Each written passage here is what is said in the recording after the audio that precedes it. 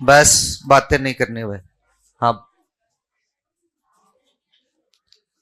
भारत में इस सभ्यता के स्थल, कौन सी सभ्यता के? इस सभ्यता के सबसे पहले बात की थी कहां की? कश्मीर की। कल लिखवा के गया था मैं, अब भी लिखना है। हाँ अब लिखना है, आप सोचो ये पहले बोर्ड पे लिखेंगे फिर हमें लिखाएंगे, साथ ही लिखना है, लिखो।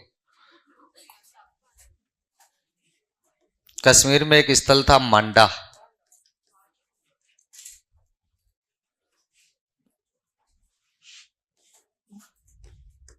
पंजाब, भारत वाले पंजाब की बात है। पंजाब में एक था रोपड़। रोपड़ का बचपन का नाम था रूपनगर। रोपड़, कोटला, निहंग।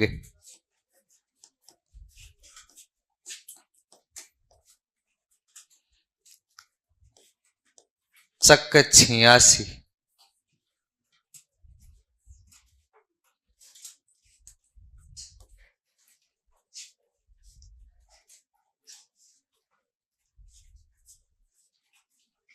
रोपड़, कोटला, निहंग, चक 86।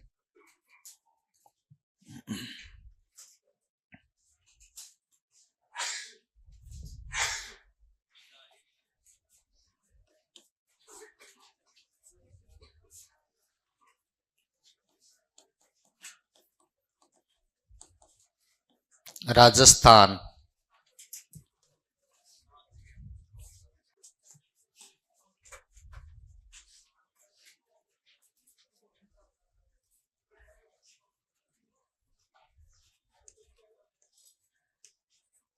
राजस्थान में कालीबंगा,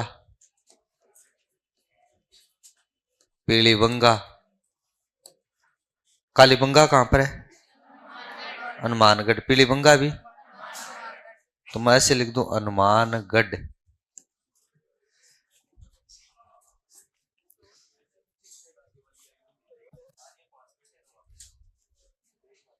तीसरा, तर खान वाला डेरा।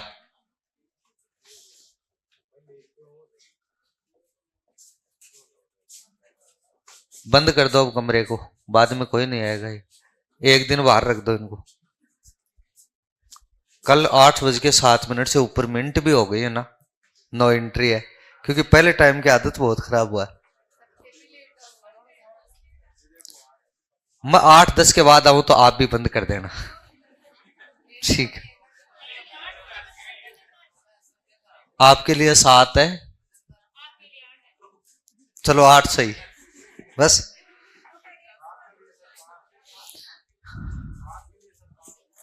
फांसी बता दो, आपके लिए फांसी। लिखो, तरखान वाला डेरा।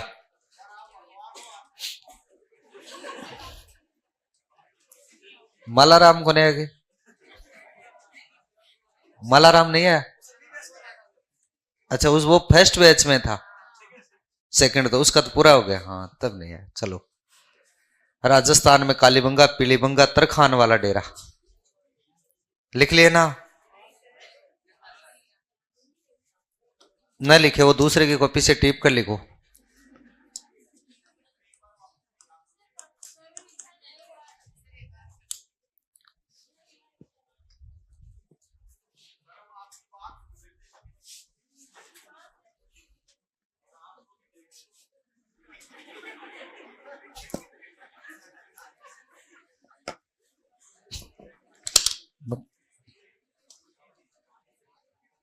तरखान वाला डेरा। अब तो उतार लिया क्या? आगे लिखो हरियाणा।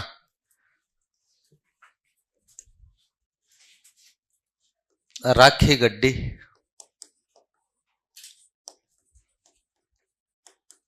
बनवाली,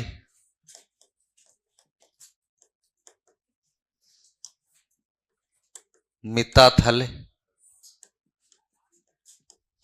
कोणाल।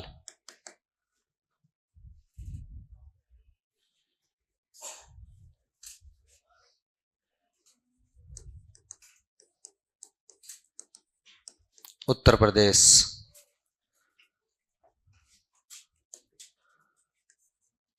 आलमगीरपुर,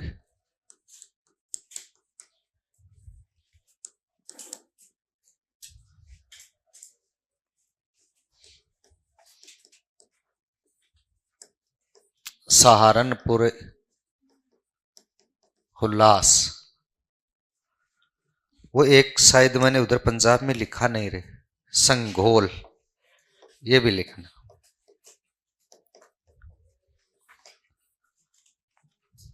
संघोल स्थल है पंजाब में।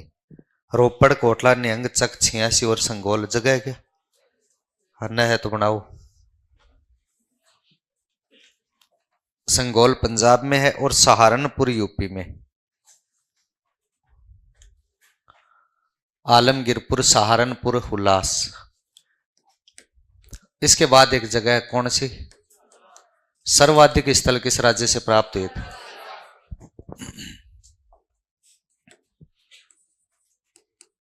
धोलावीरा,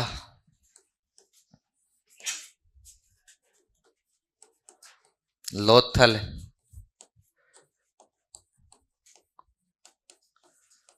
सुरकोटड़ा,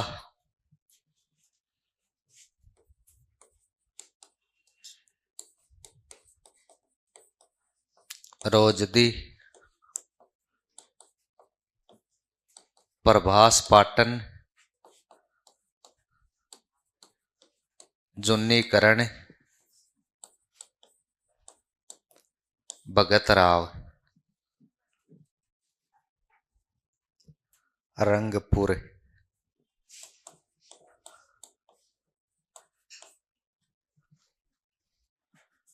ये सारे के सारे स्थल है गुजरात में।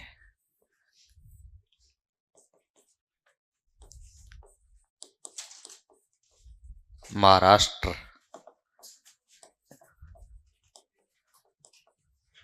देमाबाद, या कई बार लिख देते हैं दायमाबाद।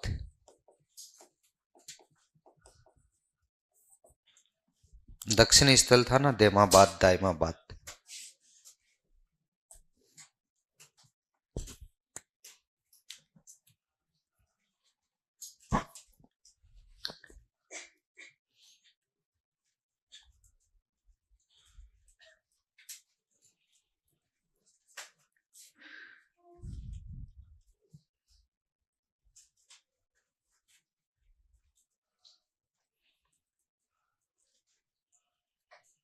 जलीलपुर कहां पर स्थित है?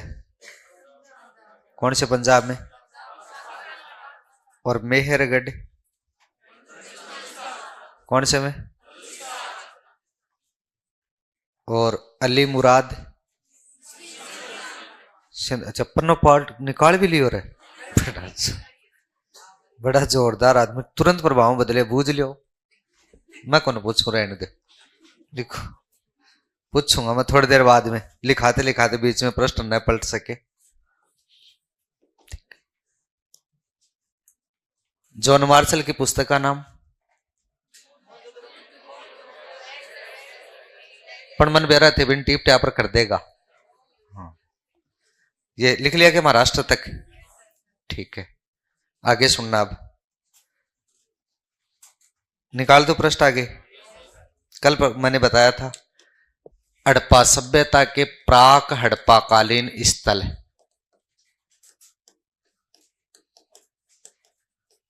प्राक हड़प्पा कालीन स्थल बताओ कौन कौन से थे? कालीबंगा, हाँ पीलीबंगा, क्यों? बराखी गड्डी,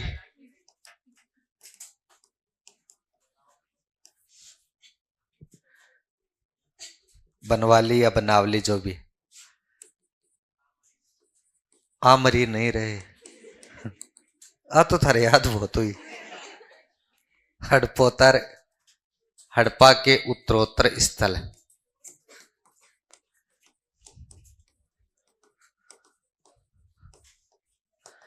उत्तरोत्तर स्थल कौन कौन से थे? रंगपुर और रोजड़ी। रोजदी, रोजदी स्थल है।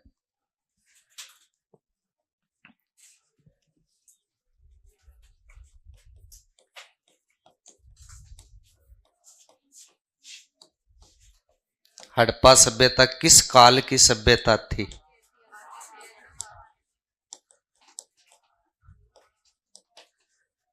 आधे ऐतिहासिक काल की कैसी सभ्यता थी? कांस्य युगीन स्थल था।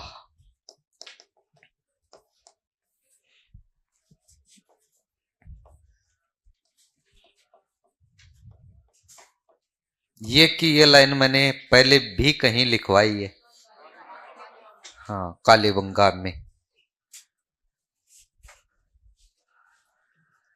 हड़प्पा सभ्यता आदि ऐतिहासिक काल की कांस्य युगीन सभ्यता थी।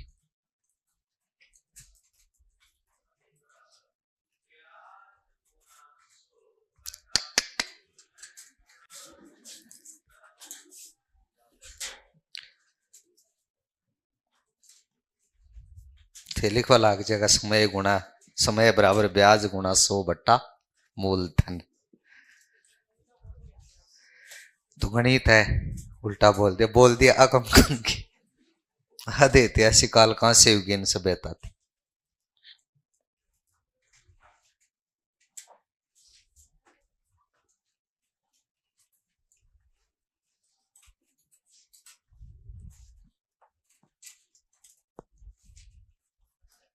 आधे ऐतिहासिक काल की कांस्य युगीन सभ्यता थी।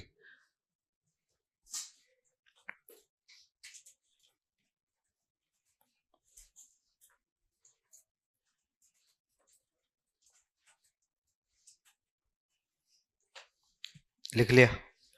अब सुनना, काल निर्धारण की बात है। तो हड़प्पा सभ्यता का काल कब से कब तक था? काल का मतलब समय, तो मैं समय की बात कर रहा हूं, पहले सुनना उसके बाद लिखना। हड़प्पा सभ्यता का काल निर्धारण,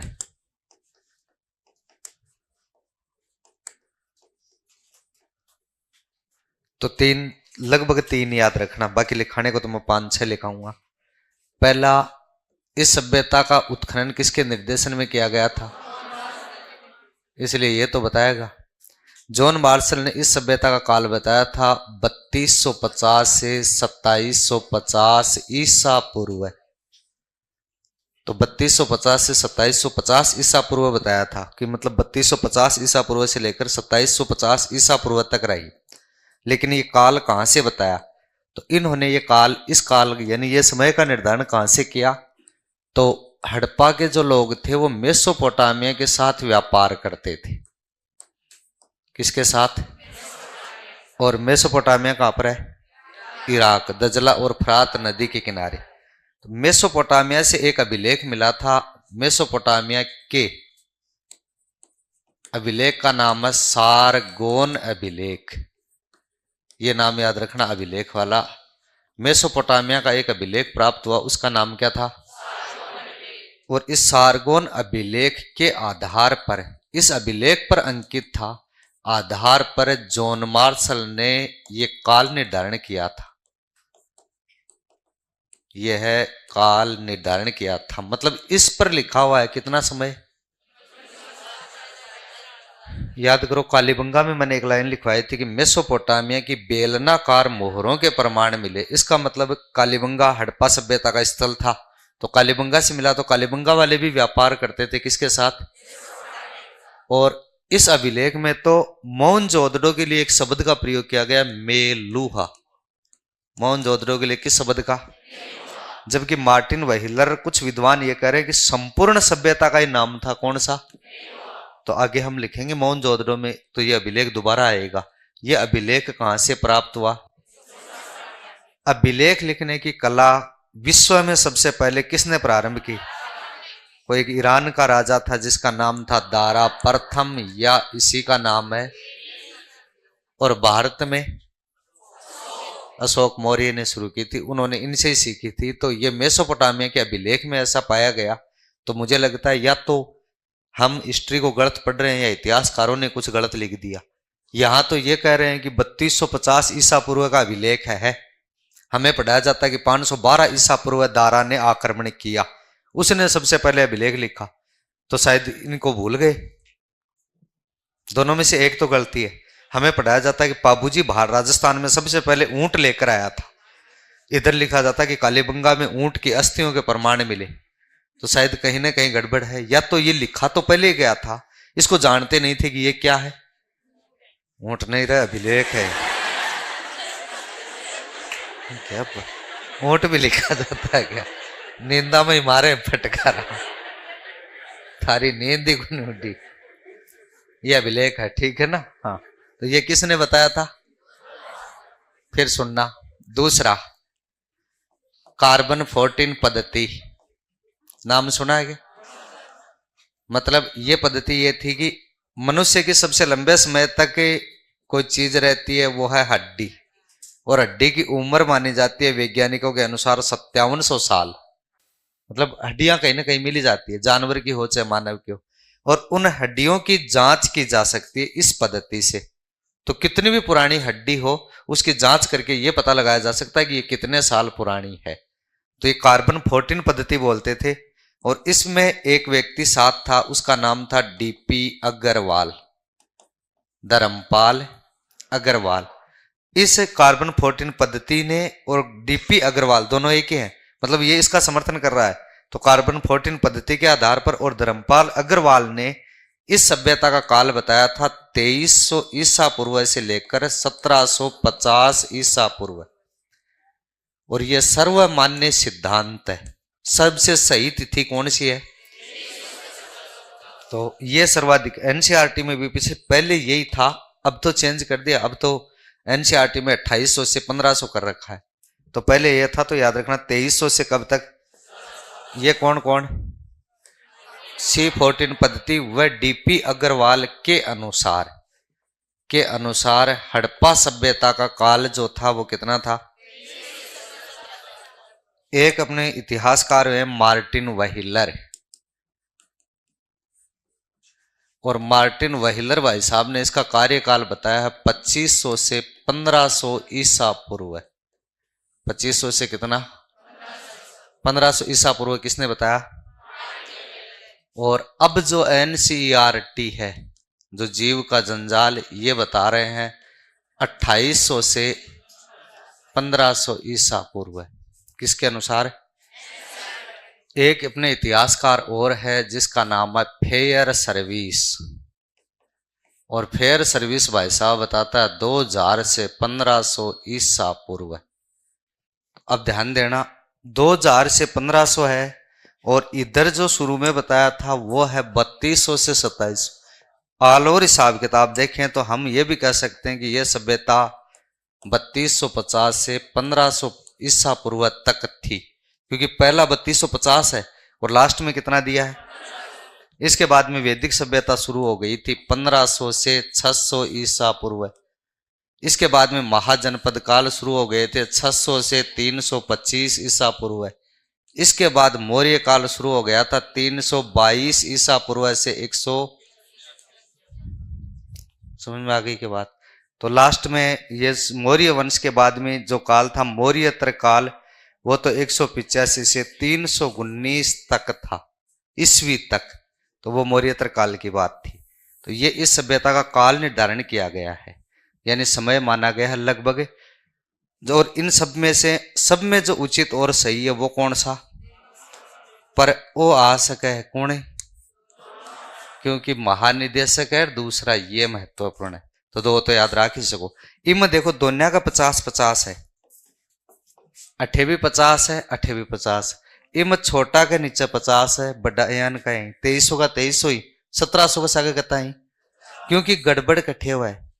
बट यहाँ पूछेगा कार्बन 14 पद्धति के अनुसार हड़प्पा सभ्यता का काल निर्धारण था। ऑप्शन में आओगे 2300 से 1700, फिर लिखूंगा 2350 से 1750, फिर लिखूंगा 2300 से 1750, फिर लिखूंगा 2350 और 2500।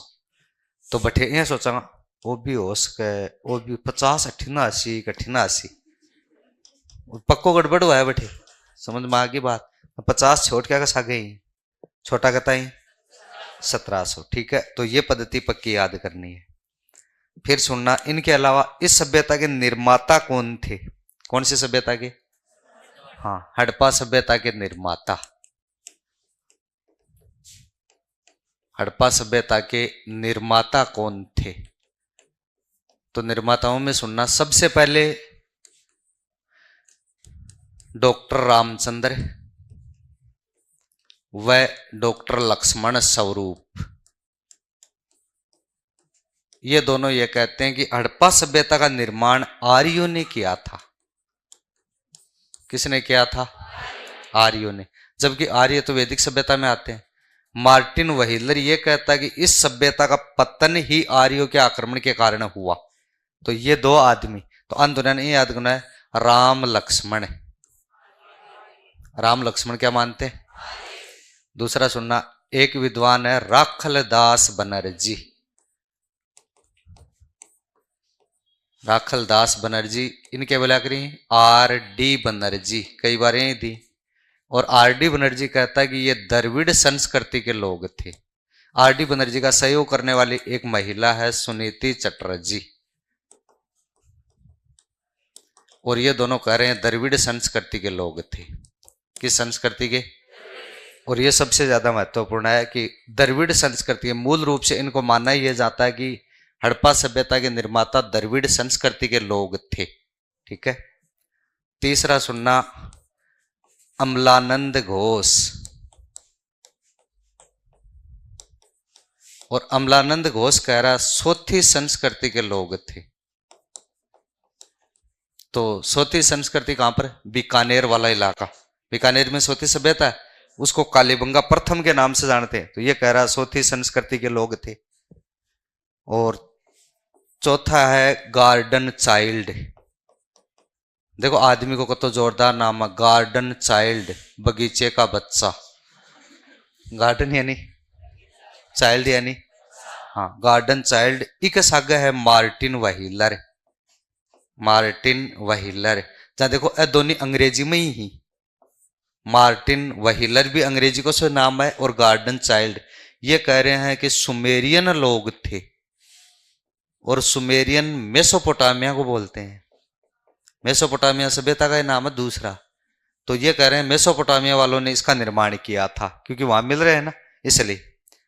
और चौथा पांचवा जो है वो है फेयर सर्विस। हाँ, फेयर लवली नहीं, सुबह पहले बहुत देखे था।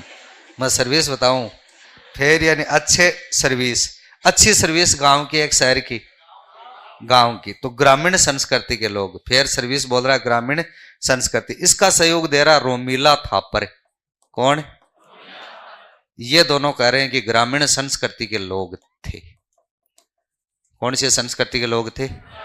ग्रामीण। तो हड़प्पा सभ्यता के निर्माता, इन सब अगर सारे नाम दे दें तो ये उत्तर करना है। कौन से संस्कृति के लोग थे? द्रविड़ संस्कृति के लोग। ये सबसे ज्यादा पूछा जाता है। ठीक है।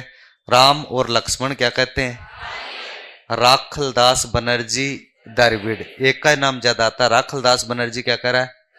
अमलानंद घोष सोथी संस्कृति, गार्डन चाइल्ड और मार्टिन व्हीलर सुमेरियन, और फेयर सर्विस रोमिला थापर ग्रामीण संस्कृति के लोग। अब इसमें क्या होता है, या तो सुमेलित करने वाला प्रश्न दे दे, या व्यक्ति विशेष का नाम देकर पूछ ले, या किसी का नाम न दे तो उत्तर कौन सा करना है? पल्ले पड़गी की अच्छी बात। ये इस सभ्यता के कौन थे? निर्माता। फिर प्रश्न बना कि हड़प्पा सभ्यता के लोग किस प्रजाति के थे? तो सुनना, हड़प्पा सभ्यता के लोग, सभ्यता के लोगों की प्रजाति। तो कौन कौन सी प्रजाति? 4 प्रजाति बता रखी कि यहां 4 प्रजाति के लोग हैं। नंबर 1 प्रोटो ऑस्ट्रेलाइड, इस प्रजाति के थे। दूसरा है भूमध्य सागरीय, प्रोटो ऑस्ट्रेलाइड, और एक है भूमध्य सागरीय प्रजाति के। और तीसरा है अल्पायन, अल्पाइन प्रजाति के। और चौथा है मंगोलाइड प्रजाति के। तो मैंने चारों नाम तो लिख दिए, लेकिन इनमें भी अगर एक का नाम आए तो सबसे ज्यादा महत्वपूर्ण भूमध्य सागरीय। तो हड़प्पा सभ्यता के लोग किस प्रजाति के थे, मैं ये बोल रहा हूं किस प्रजाति के, तो कौन सी प्रजाति के थे? भूमध्य सागरीय। और भूमध्य सागर तो जानते हो कहां पर है? अफ्रीका महाद्वीप और यूरोप महाद्वीप के बीच में। गांधी का जन्म सुएज नहर का भूमध्य सागरीय के वहां, ये नहर लाल सागर और जोड़ती है, और अफ्रीका को यूरोप से बाई है ना। तो भूमध्य सुएज नहर खोली गई थी गांधी के जन्म के समय, और पनामा नहर खोली गई थी पहले विश्व युद्ध के समय। सही है दोनों। पनामा नहर दो को जोड़ती है, प्रशांत महासागर अटलांटिक महासागर को उत्तरी अमेरिका को दक्षिणी अमेरिका से अलग करती है। यही ज्योग्राफी का मामला है, सुनो। तो भूमध्य सागरीय प्रजाति के मानते थे। तो दोनों में एक एक बात याद करनी है कि या तो यहां तो पूछे तो कौन सा, और यहां पूछे तो कौन सा होगा, ये भूमध्य सागरीय। पल्ले पड़गी की अति सी बात उतारो। हड़प्पा सभ्यता का काल निर्धारण, वो नाम लिख लिए ना दो, कौन कौन से नाम लिखे थे? ये आधे ऐतिहासिक, कांस्य युगीन और बनवाली रही। ठीक है, अब लिखो काल निर्धारण। ऐसा कैसा उतारो?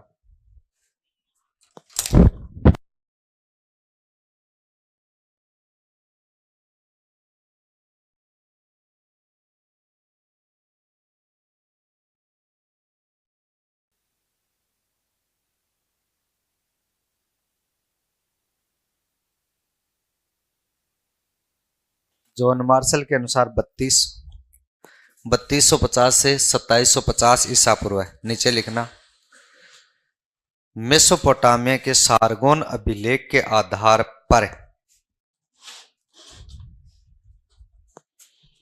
मेसोपोटामिया के सारगोन अभिलेख के आधार पर जॉन मार्शल ने यह काल निर्धारित किया था।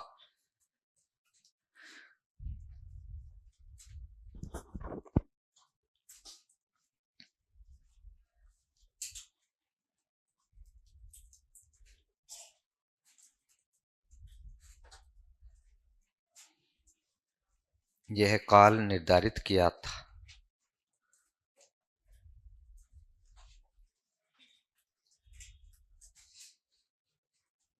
लिख लिया? अगला पॉइंट लिखना, कार्बन 14 पद्धति व कार्बन 14 पद्धति व डीपी अग्रवाल, डीपी अग्रवाल पूरा नाम है धर्मपाल अग्रवाल, धर्मपाल अग्रवाल ने इस सभ्यता का काल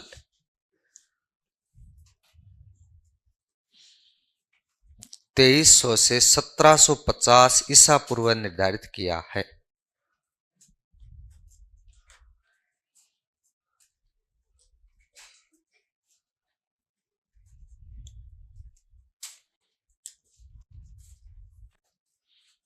तेईस सौ से 1750 ईसा पूर्व निर्धारित किया।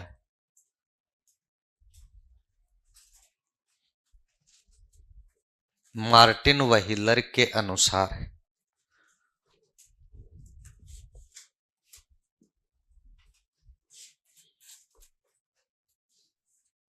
2500 से 1500 ईसा पूर्व।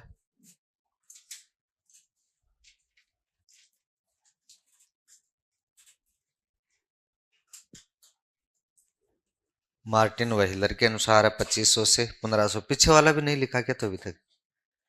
कार्बन 14 पद्धति व डीपी अग्रवाल के अनुसार 2300 से 1750 ईसा पूर्व। लिख लिया क्या सबने? मार्टिन व्हीलर के अनुसार 2500 से 1500।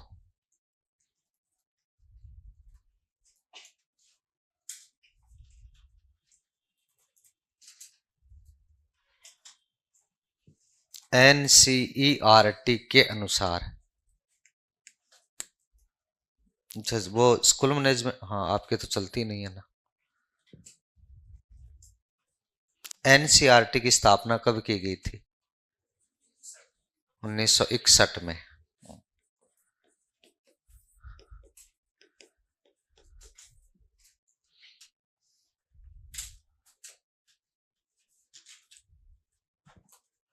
फिर सर्विस 2000 से 1500 ईसा पूर्व।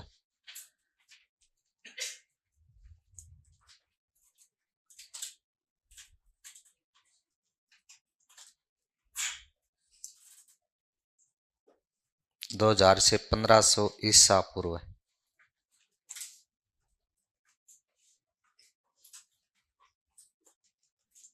छाप लिया।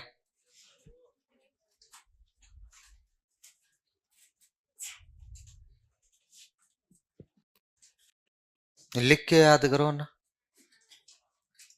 कौन करो, याद तो करोगे। पहले रोड में रहा करते।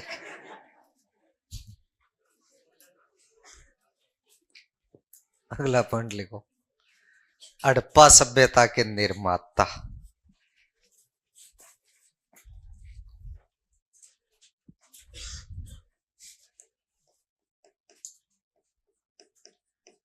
इधर निर्माता है, इधर है मानने वाले विद्वान है। कौन सा विद्वान किसको निर्माता मानता है?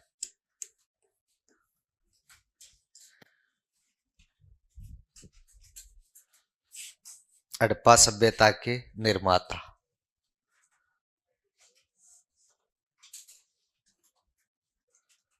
पहला लिखना, रामचंद्र व लक्ष्मण स्वरूप। राम लक्ष्मण आर्य मानते हैं।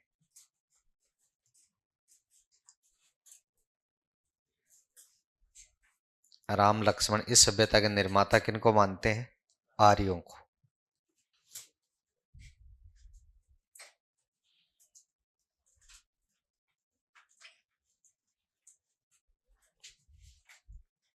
थारे दो तीन समस्या सामने आ रही, मत दिठा तक देख रहा हूं। एक तो पेन वाली समस्या सौ ज्यादा आ रही है। कौन सो बदला कट्ठे बदला।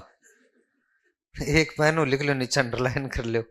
घी गालेड़ो तो मोटा में ही दिखा थे। चार चार पन्ना लगाओ, भगवान जाने की।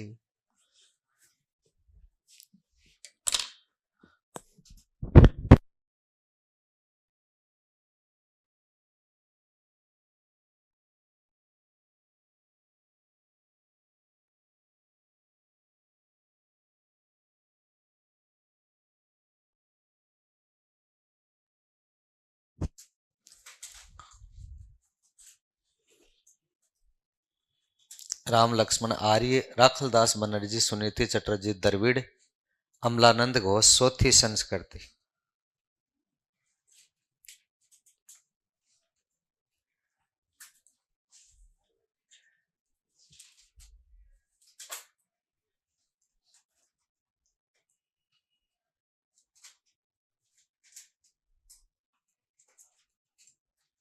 Garden child, Martin wheeler, Sumerian.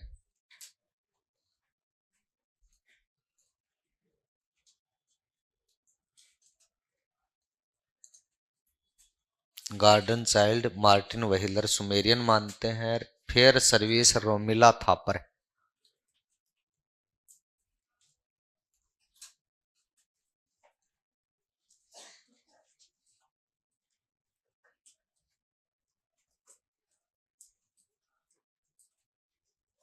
Fair service और रोमिला थापर।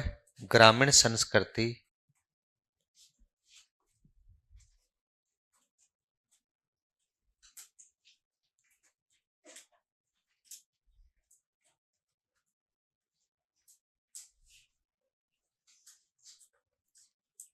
लिख लिया?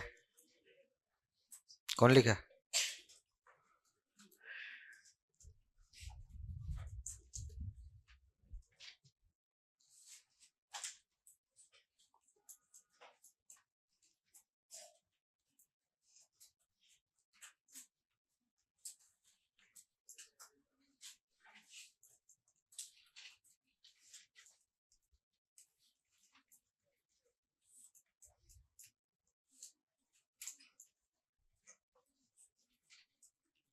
वेरी इंपॉर्टेंट, इसके लगाना है।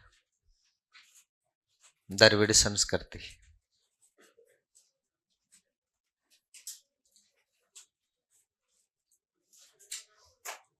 हाँ, पेपर सारे अच्छे होते हैं और रिजल्ट अच्छा नहीं आता, दिक्कत ये। एक कला साहित्य के लगभग प्रश्न कला साहित्य वाले से ना बहुत तो सारे लिखाए हुए थे। अश्व घोष की किताब आई थी जो परसों आपको लिखाई थी, सौदरानंद, लिखवाई थी। हाँ, लगभग कला साहित्य के तो सारे प्रश्न जो थे ना वो आप वाले में से लिखवाए हुए में से आया। आर्यभट्ट की सारी पुस्तकें पूछी थी उन्होंने, आर्यभट्टीय, आर्य सतकम, सूर्य सिद्धांत, उसके बीच में दे दिया ब्रह्म स्फुट सिद्धांत, कौन सी नहीं है? तो ब्रह्म स्फुट सिद्धांत तो ब्रह्मगुप्त का था। उनके अलावा इजी था पेपर, तो खैर ज्यादा टफ नहीं था, सब्जेक्ट वाला तो इजी था। वो पहला जो था ना, कौन सी प्रणाली? हाँ, एकता प्रणाली आई थी, वो सिपाहियों को सैनिकों को जो दिया जाता था ना दोनों का, वो आया था। मतलब ठीक था, इतना नहीं था, टफ नहीं था। अच्छा, ये भी समस्या है ना। हिस्ट्री नेट जेआरएफ का पेपर था, यूजीसी नेट का, उसकी बात कर रहा हूं, ऑनलाइन पेपर था। तो जितना लिखाया गया ना लगभग उसमें से प्रश्न थे, हाँ समझ के थे, पर सीधा प्रश्न बहुत कम था। वो 4-4, 5-5 सारो पेपर निबंधात्मक हो। मेरे कन पड़ोस में एक गुरुजी बैठे, अब बोले पेपर तो बढ़िया आयो पर यार प्रश्न बड़ा लंबा होगा। मुन्ना गुरुजी लंबा को नहीं बोल सकाने, अब यहाँ बोल सका निबंधात्मक प्रश्न। हाँ, वह भी विचार कर लगा, बोले हाँ सही बात। लिखो, मैंने शुरू में यही बताया पेपर सारे अच्छे होते हैं, रिजल्ट खराब आते हैं। लिखो, 2 बार पहले ही हो चुके, मैंने तो सिर्फ इसके लिए किया था, लास्ट ऑप्शन था, हो जाए क्या पता जेआरएफ। लिखो, हड़प्पा सभ्यता के लोगों की प्रजाति,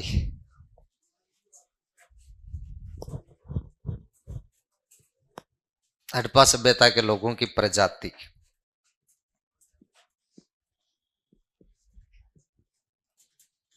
पहले लिखना प्रोटो ऑस्ट्रेलाइड,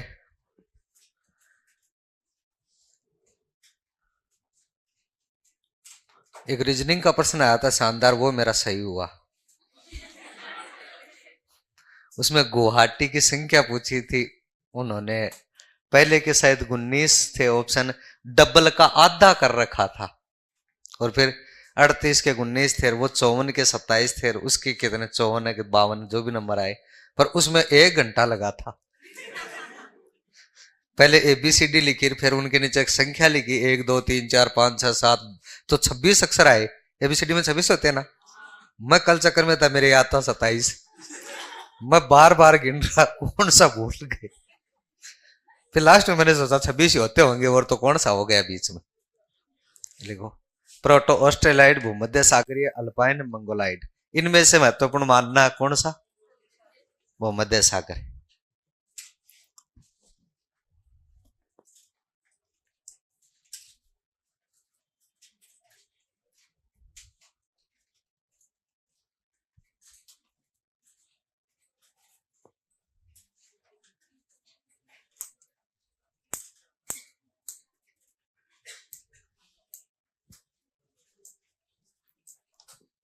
लिख लिया गया।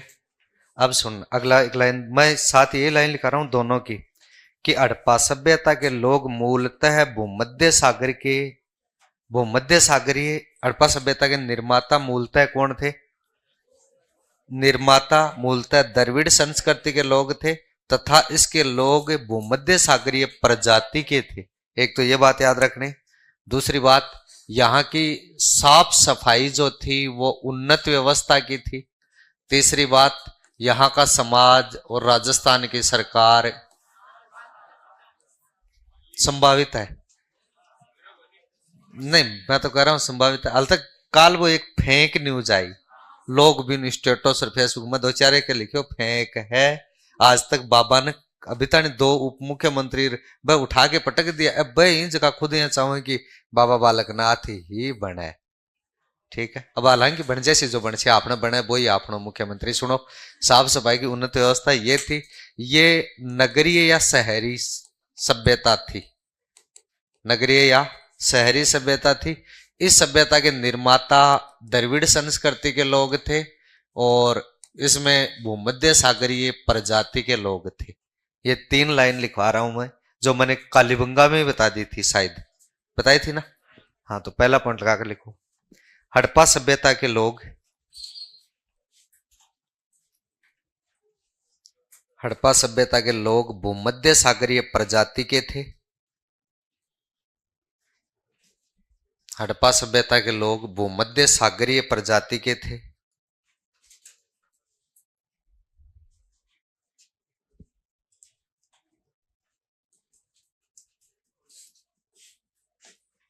तथा इस सभ्यता के निर्माता द्रविड़ संस्कृति के लोग थे।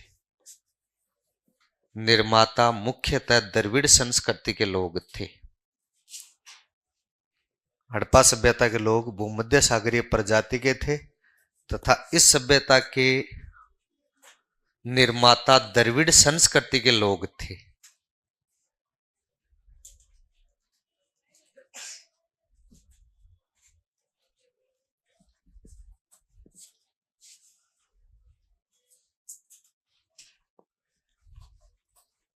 लिख लिया?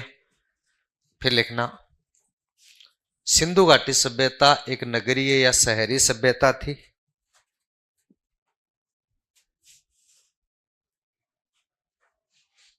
सिंधु घाटी सभ्यता एक नगरीय या शहरी सभ्यता थी।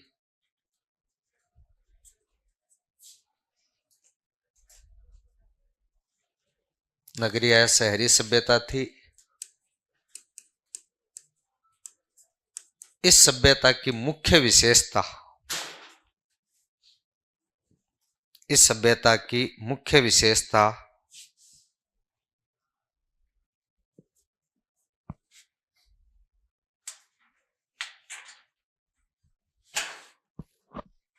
इस सभ्यता की मुख्य विशेषता साफ सफाई की उत्तम व्यवस्था व नगर नियोजन था।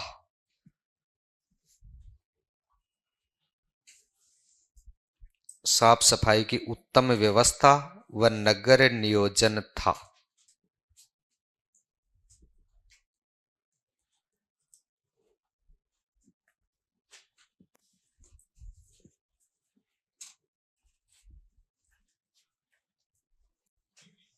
फिर लिखना, इस सभ्यता का समाज मात्र सत्तात्मक था।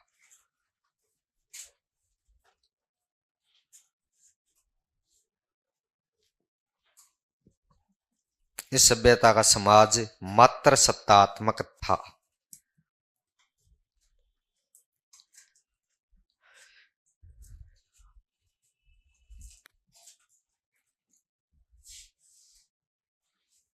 अब सुनना, ये तो इस सभ्यता की जो हमने इतनी देर पढ़ी वही बातें। अब एक प्रश्न ये बनता है कि सारे के सारे जितने भी स्थल हमें पढ़ने, देखो कुल तो 1400 स्थल थे, उनमें से हमने काट छांट के 20 एक स्थल लिखे हैं, 25 हो गए होंगे, 30 हो गए होंगे, उनमें से पढ़ने हैं 15 एक स्थल। समझ में आ गई बात? तो उन स्थलों की 4-5 चीजें होती है। जैसे एक स्थल है, मैं अलग लिख लूं, ये तो हमारा पढ़ा हुआ है। स्थल है कौन सा? ये स्थल कहां पर है? गुजरात में है। इस स्थल की खोज कब की गई? 56 में। इसकी खोज करता कौन था? एसआर राव था। ये जो स्थल है किस नदी के किनारे है? कितनी बात हो गई? स्थल है कौन सी जगह पर है, कब समय हो गया, खोज करता हो गया, नदी का नाम। 5 नाम हो गए ना। अब या तो ऐसे ही सारे स्थल पढ़ेंगे वहां लिखें, या फिर इनकी पहले एक सारणी बना ले फिर वहां दोबारा लिख ले, तो 2 बार लिखे तो थोड़ा बहुत याद हो ही। तो मैं ये चाहता हूं कि पहले हम एक सारणी बनाकर लिखें जिसमें सारी चीज। अब सारणी में कौन सी बात आएगी वो सुनना। जैसे स्थल का नाम आ गया, ठीक है, मैं यहां लिख रहा हूं क्रम संख्या पहले, फिर हम एक नाम लिखें स्थल का नाम, आपको लिखना नहीं है, एक बार स्थल का नाम, फिर हम लिखें समय, यानी समय कौन सा, मैं ये लिखूं उत्खनन वर्ष, कब उत्खनन किया गया, फिर हम ये लिख ले उत्खनन करता कि उत्खनन किसने किया, फिर हम लिखे नदी का नाम, और फिर ये लिख लें वर्तमान स्थिति, वर्तमान में कहां पर है। ठीक है, 5 नाम हो गए। जैसे एक का आप बताओगे, जो मैंने पहले लिखवाया था। पहला जो स्थल है वो है हड़प्पा, और हड़प्पा स्थल का उत्खनन किया गया था 1921 में, और उत्खनन करता था दयाराम साहनी, और नदी थी रावी, और वर्तमान में यह है पाकिस्तान में, और पाकिस्तान के भी पंजाब प्रांत में, और इसके साहिवाल जिले में। पहले मोंटगोमरी था, आजकल कौन सा, साहिवाल। तो एक स्थल की सारी बातें आ गई। वैसे ही अगर दूसरे की बात करें, दूसरा स्थल था मोहनजोदड़ो, और मोहनजोदड़ो जो है इसकी खोज की गई 1922 में, राखलदास बनर्जी, राखलदास बनर्जी। नदी का नाम है सिंधु, नदी कौन सी थी, सिंधु नदी, और ये पाकिस्तान का सिंध प्रांत, और सिंध प्रांत पाकिस्तान का है, और जिले का नाम पूछे तो लरकाना। ये रावी नदी के बाएं तट पर है, और ये दाएं तट पर है। मैं आगे लिखेंगे, सभ्यता पढ़ेंगे ना, वहां दोबारा ये बात लिख लेंगे, कौन सा बाईं ओर था, कौन सा दाईं ओर। तीसरे स्थल की अगर मैं बात करूं तो स्थल का नाम है सुतकांगे डोर, और ये नाम से याद होगा, सुतकांगे डोर 27, सुतकांगे डोर। और यहां था आरेल स्टाइन, आरेल स्टाइन, और नदी का नाम है दास्क, लिखा था क्या, और बलूचिस्तान प्रांत है, और बलूचिस्तान प्रांत भी कहां पर है, पाकिस्तान में। फिर चौथे स्थल की अगर मैं बात करूं तो स्थल का नाम है चनहूदड़ो, और चनहूदड़ो है 31, और इसकी खोज करने वाले व्यक्ति का नाम था NG मजूमदार, और नदी सिंधुई है, और प्रांत सिंध प्रांत पाकिस्तान। अब देखो, ए दो तो आपने बचपन का यही तो याद ही, और याद भी की, ए दो तो याद ही। ओ सुतकांगे डोर 27, सुतकांगे डोर 27, सटाइन, स्टाइन बोलवा जरूरी को नहीं, सटाइन 27, सटाइन जना ए आराम से याद हो सके। ए दो आपने ये याद होगा कि ओ पश्चिमी स्थल हो, जब दासकर बलूचिस्तान, जब याद तो दो ही बात करनी है, 27 सटाइन, जब वो बे याद रह सके। ठीक, एक याद कर लीजिए, चनहूदड़ो 31, मजूमदार सिंध, सिंध प्रांत, ये वहां लिखे है ना, दड़ो दड़ो सारा ही सिंध प्रांत में, दड़ो सारा कठे सिंध प्रांत। अगर चनहूदड़ो के बाद की 31 तक की बात है, तो फिर भारत की स्वतंत्रता वाले स्थलों की बात करेंगे। पहला स्थल था रोपड़, कौन सा स्थल था, रोपड़ की खोज की गई थी 1952, स्वतंत्रता के बाद खोजा गया पहला स्थल है, और इसकी खोज करने वाले व्यक्ति का नाम था यज्ञ दत्त